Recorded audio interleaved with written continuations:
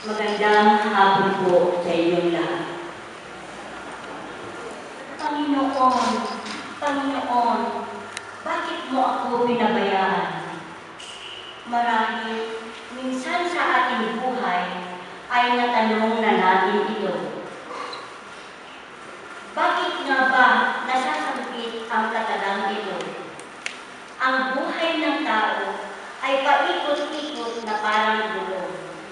Minsan nasa taas at minsan nasa baba. Siguro minsan tumatagal tayo sa baba marahil flat ang gulong. Subalit, hindi naman maaari na doon na lang tayo habang buhay. Sa mga panahon na ito, nalugmok tayo sa palit na dinadanas, nasasabi natin, Panginoon, Panginoon, bakit mo ako pinabayaan? Ako po si Erlinda Doctorero. Sa edad ko pong 72, masasabi ko pong naranasan ko na ang pinakamagandang pangyayari sa aking buhay.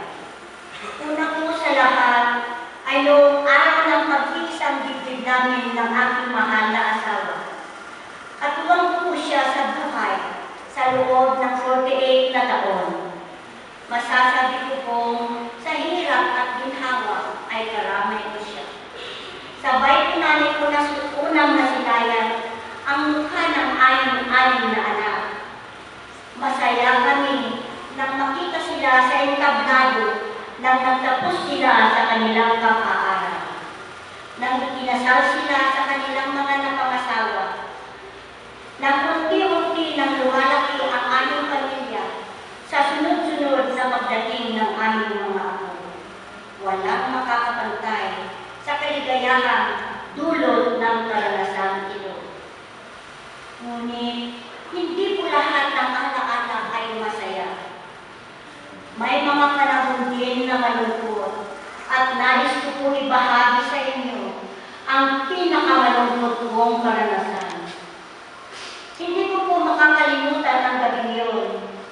Tumunog po ang telepono namin at may isang kaibigan na humihingi ng tulong. Bilang isang kaibigan at isang tagapaglingkod sa kapwa, ay sumaklulok ang aking asawa. Sa bilis at sa hindi inaasahang pangyayari, may nakikil po ng buhay sa gabing yun. At sa kasamaang palad po, ay asawa ko ang napagbintangan. Tinakip po siya ng mga pulis at tuluyan pong nakulong sa salang di niya ginawa. Ilang buwang nilitis ang kaso, ngunit nabigo pa rin kami at napatawan po siya ng reklusyon perpetua o panghabang buhay na pagkakabilanggo. Wala na po kaming magagawa ng aking mga anak, kundi maging sunod-sunuran sa bulag, pipig, at bini nating hustisya. Sa panahon yon, nasanggit ko, Panginoon, Panginoon, bakit mo kami pinabayaan? Panginoon, Panginoon, bakit mo kami pinabayaan? Mga unang araw ng asawa ko sa kulungan ang pinakamalungkot sa aming pagsasama. Ngunit habang naroon siya, ay unti-unti siyang napalapit sa Panginoon. Unti-unti niyang natanggap ang kanyang kapalaran at unti-unti na rin niyang napatawad ang mga taong dahilan ng kanyang pagkakabilanggo. At hindi po niya pinanghihinayangan ang mga araw na dinugod niya sa bilangguan dahil dito niya natanggap at nakilala ang Panginoon ng buong puso. Tinuruan niya kaming gawin din ang mga magagandang asal na kanyang ginagawa. Inaamin ko, nasa umpisa ay nahirapan ako.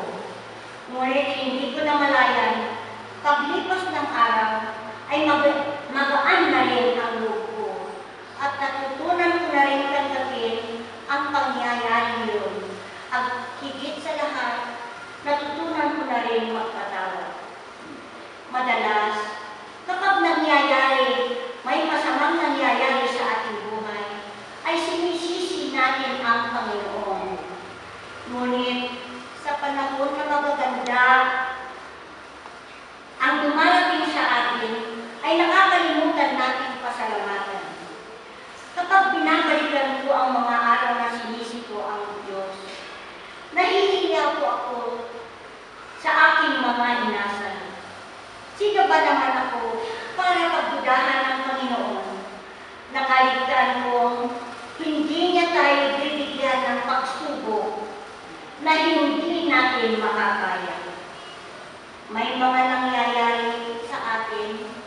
na maski dahil hindi natin ninais, ngunit lahat ng mga ito ay may dahilan.